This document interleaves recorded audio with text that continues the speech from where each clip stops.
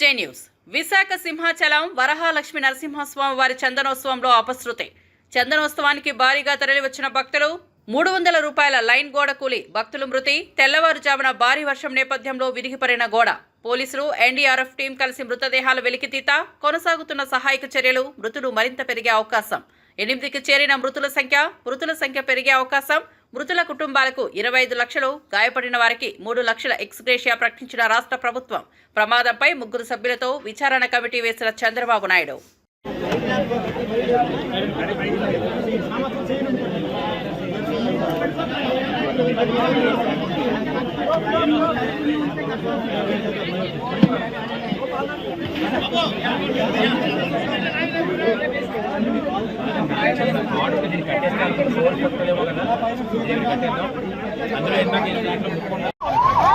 అందులో